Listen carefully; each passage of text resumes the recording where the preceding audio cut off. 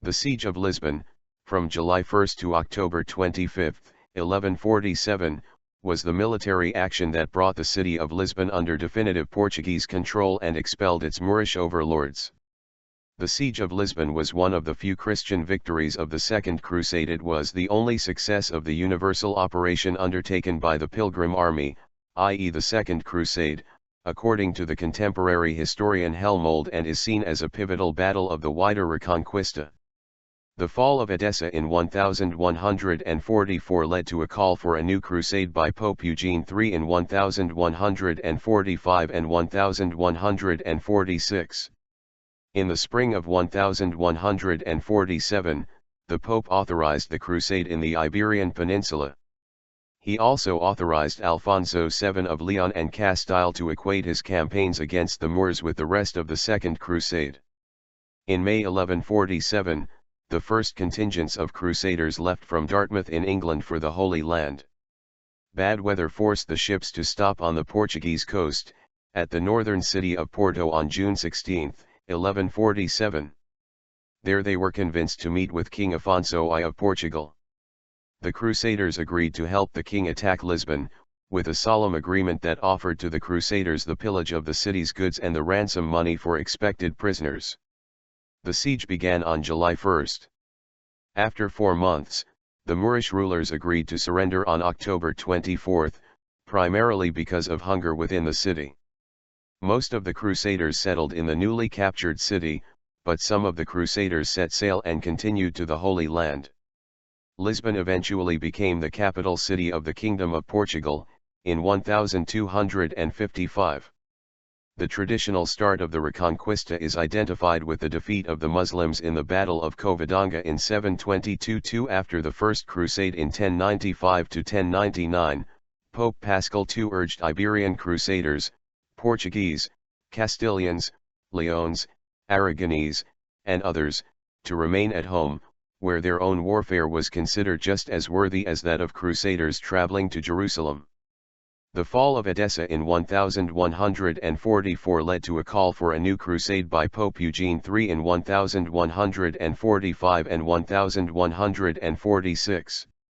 In the spring of 1147, the Pope also authorized a crusade in the Iberian Peninsula, where the war against the Moors had been going on for hundreds of years.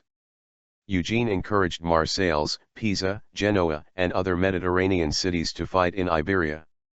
He also authorized Alfonso VII of León and Castile to equate his campaigns against the Moors with the rest of the Second Crusade. On May 19, 1147, the first contingents of crusaders left from Dartmouth in England, consisting of Flemish, Frisian, Norman, English, and Scottish crusaders, and some from Cologne, who collectively considered themselves Franks. No prince or king led this part of the crusade, England at the time being in the midst of the anarchy. The fleet was commanded by Henry Glanville, Constable of Suffolk. Other crusader captains included Arnold III of Ayrshot, Christian of Guiscales, Simon of Dover, Andrew of London, and Sahir of Archel. Redirected efforts.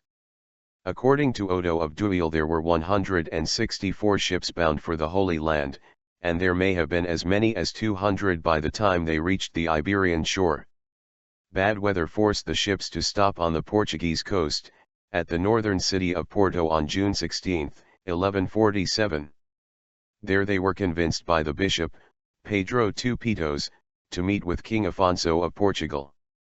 The king, who had reached the Tagus River and conquered Santarém in March 15, had also been negotiating with the Pope for the recognition of his title of king. He was notified of the arrival of a first party and hastened to meet them. The undisciplined multinational group agreed to help him there, with a solemn agreement that offered to the crusaders the pillage of the city's goods and the ransom money for expected prisoners. For the city, they shall have it and hold it until it has been searched and despoiled, both of prisoners for ransom and of everything else. Then, when it has been as thoroughly searched as they wish, they shall turn it over to me. Afonso promised to divide the conquered territories as fiefs among the leaders.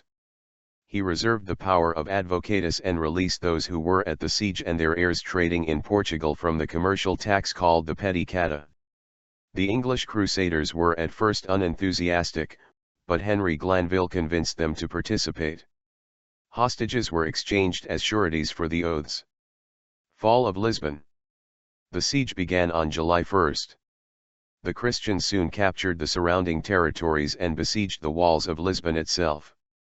After 4 months, the Moorish rulers agreed to surrender, October 21, because the Crusaders' siege tower reached their wall, thus causing a one-day standstill, and because of hunger within the city, which was sheltering populations displaced from Santarém as well as the leading citizens of Sintra, Almada, and Palmela.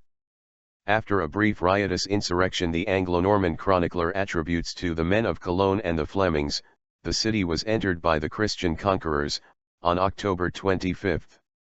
The terms of the surrender indicated that the Muslim garrison of the city would be allowed to keep their lives and property, but as soon as the Christians entered the city these terms were broken. According to the De Expugnatione Exponency, the enemy, when they had been despoiled in the city, left the town through 3 gates continuously from Saturday morning until the following Wednesday. There was such a multitude of people that it seemed as if all of Hispania were mingled in the crowd. Aftermath. Some of the Crusaders set sail and continued to the Holy Land. However, most of the Crusaders settled in the newly captured city, thus boosting the number of Christian supporters in Iberia.